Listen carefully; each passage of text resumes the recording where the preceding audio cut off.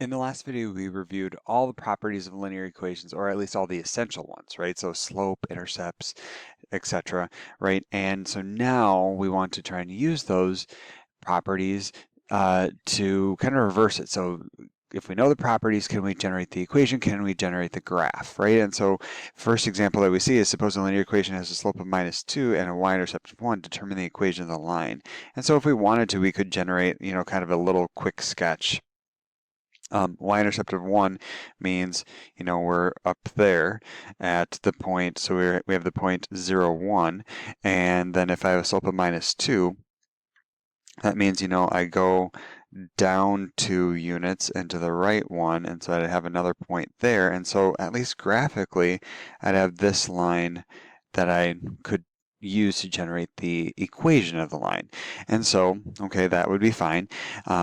Ends up being that if I remember these three forms, right, in the case of slope-intercept, this equation is really nice. This would be y equals -2, okay, because 2 is our value of the slope, and then x plus 1, and the b in the slope-intercept form is coming from the point 0b. Okay, so if I have the point 0, 1, right, that is the y, the 1 is the value of the y-intercept, so I can just insert that as my equation of the line. And so I'm done. Okay, easy peasy, right? Now, slope-intercept form, again, is one of the three forms. Might not always be the one that you want to default to. In fact, I think in general, I would recommend avoiding that form because something like this next example, right? So we know the slope, we know the point, ends up using a form that's even quicker. So if I know m and I know a point, right, this point I would treat as an x value comma a y value. And in fact, if you want to add some subscripts, you could do like x1, y1, okay? And so then I look through the forms. I could use slope-intercept form. Okay, I would need to, so what I'd have to do here is I'd have to do, okay, I'd have, m I know is -2/5, and then plus b. I wouldn't know b, and what I'd have to do is, substitute in -10 for x and 5 for y and crank out b. Ends up not being terrible, but it's just more work because what I can do is use point slope form and just say, okay, y minus y1 is 5 is equal to -2/5, and then parentheses x minus a -10. And I can leave it just like that, and I'm done.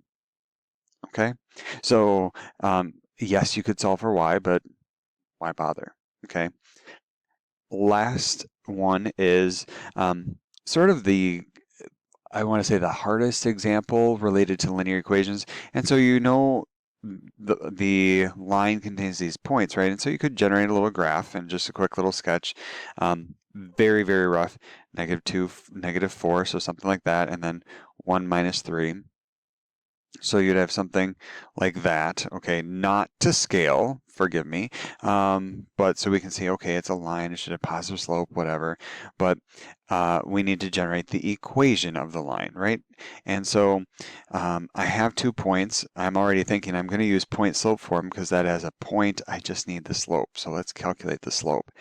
Slope is change in y, so let's see, I'll do the first point and then minus the second point, doesn't much matter. -4 minus a -3 over, and then -2 minus 1. Denominator is -3. Numerator would be -1. 4 plus 3. Okay, and so then I get the slope of 1/3. And with that, I am done. I just do y minus and then pick one of the coordinates. I'll pick the second one for fun. -3 is equal to 1/3, and then x minus 1. Okay, and I'm done. Okay, so again, sometimes you might have to calculate slope, sometimes you can just directly put it in one of the forms and you're done. Standard form, again, probably not going to be used that often.